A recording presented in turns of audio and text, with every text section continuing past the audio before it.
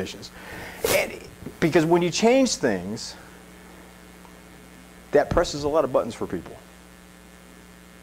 I learned a lot about how to be a better team player, a better colleague through that experience as well. Bungee jumping is a great leadership development activity. Because when you step, if you're jumping from a bridge, my experience has been when you go like this and jump master says, okay, step across the rail, and you're like this and you're 200 feet up, holding on to and you're on the wrong side of the railing. There's just something so unnatural about that. To be on the wrong side of the railing, especially when they say, okay, turn, all right, now take your hands off the railing, give me a big jump in 5, and it's like, I'm not letting go. There's no way I'm letting go. There's like rocks down there. Even though I've seen 100 other people do the same thing, and I know it's safe, because the people that we jump with have been doing the same bridge every weekend since 1989, no accidents. Didn't help my fear level, because every cell in my body is going, oh, no, we don't. And the jump master's counting 5, 4, 3, and I gave it the best Superman. That's the first jump they teach you. This you jump Superman style. Man, I leapt like Superman. I thought I was going to hit the cliff on the other side. Here it comes. Whoo! Down. Now, later, I look at the video. I know how that felt. And then I look at the video, and you can see I go like this and then kind of topple off of the platform. Right? Because my fear level was so high that everything was magnified. When we're asking people, when we're leading, especially when we're leading change, that's what the people that we're leading are experiencing as well. Maybe not the same level of intensity, but I thought, you know what? That's a great lesson. To be aware of that, to allow that space, but also to have the countdown so they know when they get to 1, we still got to go. So a little bonus. Off on a sidetrack there, a little bonus. This needs a little darkness to be able to see better. The next slide. This is a whitewater rapid in West Virginia.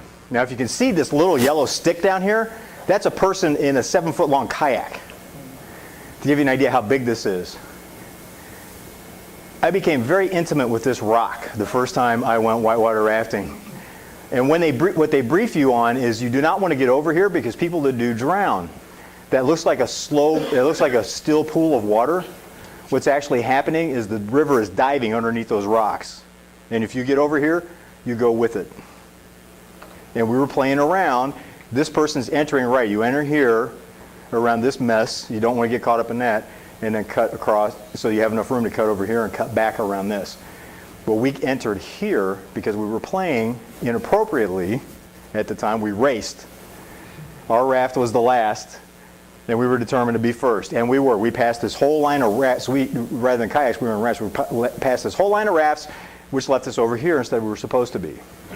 And we got on that rock, and I know what that rock feels like. I can still feel the texture of it to this day because I had one hand and one foot on it as our raft was doing this. We made it out.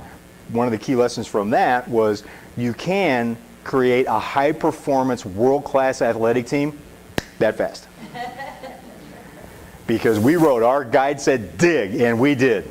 It took us three attempts to pull out of this for various reasons. That's a longer story, but I wanted to start seeding that with, look, I learned a lot about myself at that moment, the people that I was in the raft with. If any one of us had not put everything we had into that moment, we all would have drowned. What if we could all work together like that all the time? Maybe with not that intensity, that level of adrenaline, but what if we're working together as consistently and persistently as though we're getting off of that rock so that we can survive? Wouldn't that be amazing? There's some from that happened that night. We'll come back to that in just a minute. What we're going to talk about today are how to get more customers, how to get more dollars per customer, and how to sell more stuff to existing customers. Because that's the only 3 ways to increase revenue in a business. Everything else falls into one of those 3 categories. Fastest way is to get referrals, but that's new customers. That's one of the ways to get new customers. So consider this. We're going to work with some numbers, and this is be in your. You'll have this chart in your packet. It's not at this point in the slides because there's an exercise that comes up. But imagine you have 100 contacts. Let's say we're looking for speaking gigs. And we find 100 potential places to speak that have shown an interest. They're warm contacts. We've talked to them. We're in process of finding out what do they need so that we can connect and really get signed on contract for that.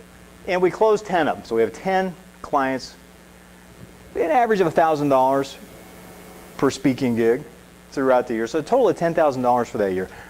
We don't have any follow-up sales. We don't have any information products or anything else to sell at the time. But say, let's use that as our baseline as we talk about how do we double revenue. Make sense? Yep. Any questions? Nope. Putting you to sleep already? No. No, you're doing good. Okay. This is a roast beef sandwich. If you ran a sandwich shop